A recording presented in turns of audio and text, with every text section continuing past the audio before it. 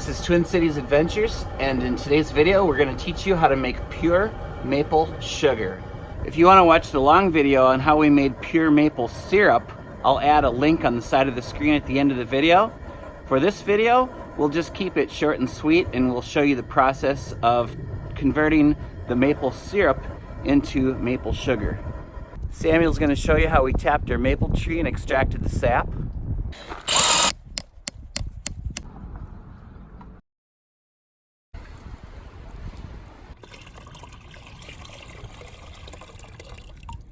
One more taste test.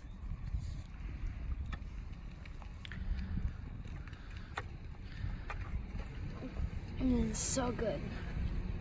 Now we're going to boil the sap down in this pot.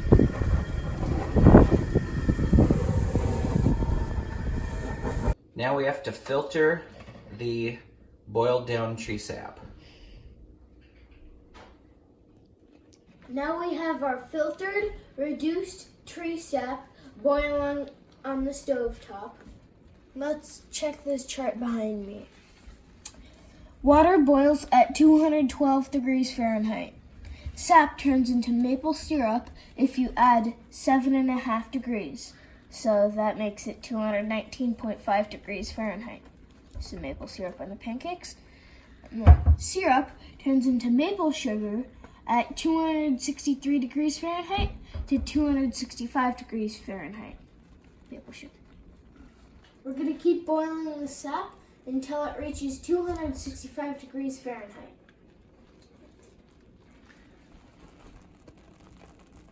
It's also a good idea to use a tall stock pot because when this starts boiling, it really rises and it'll bubble over the pan really quickly.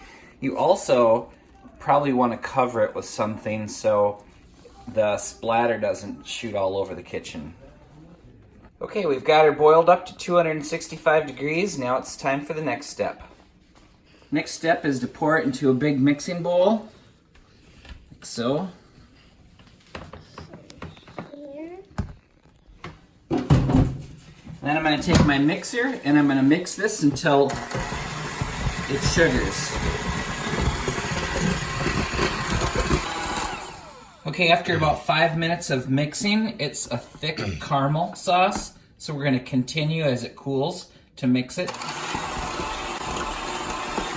about another 5 minutes or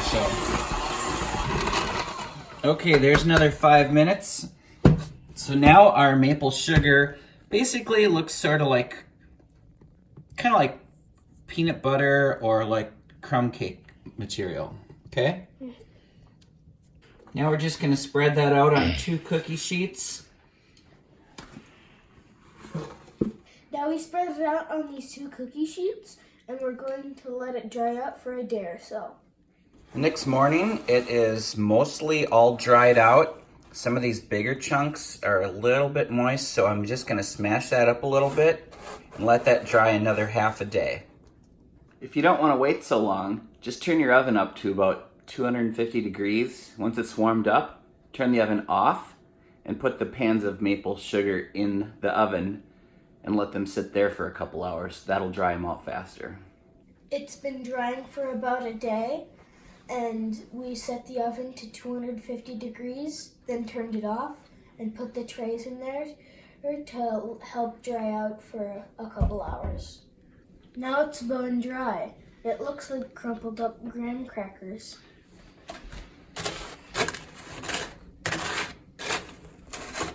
You can eat it like this with the chunks, or you can put it in a food processor, like over here, and blend it.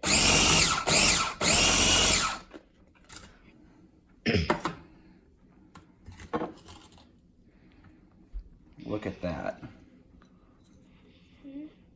Fine, ground up, pure maple sugar.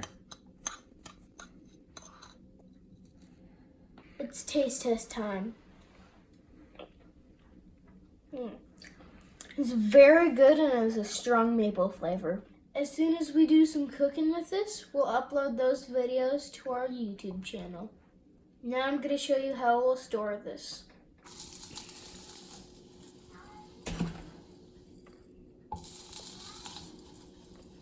The last bit of sugar in here. There we go. All filled up.